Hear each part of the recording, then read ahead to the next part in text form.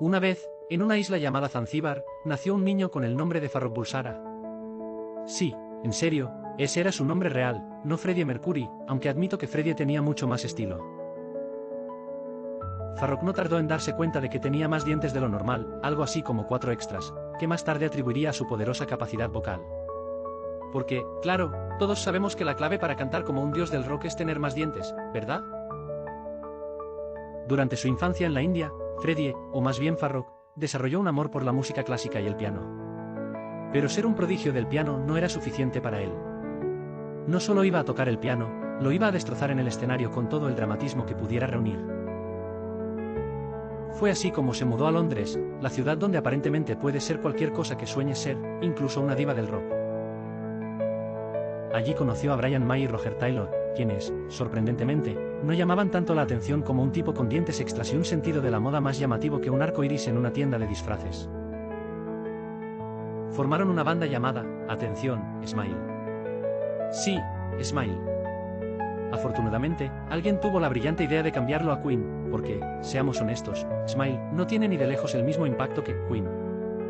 Freddie no solo cambió el nombre de la banda, también cambió su propio nombre. Porque Farrokh Bulsara no llenaba estadios, pero Freddie Mercury, ese sí. La carrera de Queen comenzó con altibajos hasta que lograron un éxito monstruoso en los años 70 y 80. Freddie se convirtió en el rey indiscutible del espectáculo. Su sentido del humor era legendario. Un día, durante una entrevista, declaró que sería una diva del rock hasta los 70 y después se retiraría para criar gatos. Spoiler, no llegó a los 70, pero lo de los gatos era cierto. Llegamos a los años 80, una década tan colorida y excéntrica como el propio Freddie. Presentación tras presentación deslumbró al público con su voz potente, su carisma, por supuesto, sus fabulosos trajes. ¿Y qué mejor escenario para eso que Live Aid en 1985?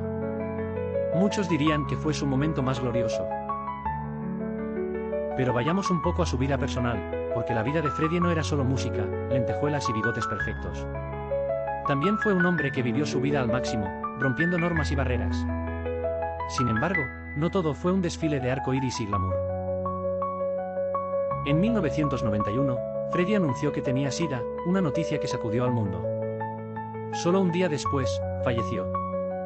Lo que hizo que muchos se preguntaran si realmente fue una coincidencia o si Freddie tenía un sentido del timín tan infalible como su voz. Tras su muerte, la banda Queen continuó, aunque no fue lo mismo sin él. Sin embargo, su legado continúa. Desde el planeta de los Millennials hasta las galaxias lejanas de los Centennials, todos reconocen el icónico Bohemian Rhapsody. Y no olvidemos el hecho de que Mercury tenía una relación apasionada con sus gatos. Sí, resulta que el astro del rock solía llamar a sus gatos mientras estaba de gira, como cualquier abuela. Así que, ¿qué nos dejó Freddie?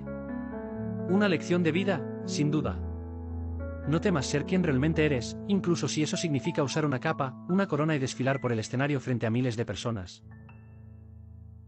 Y tal vez, solo tal vez, podríamos aprender algo de la forma en que vivió su vida, a toda velocidad, sin frenos y con mucho, mucho estilo. Porque, al final, ¿quién necesita reglas cuando puedes tener rock y gatos?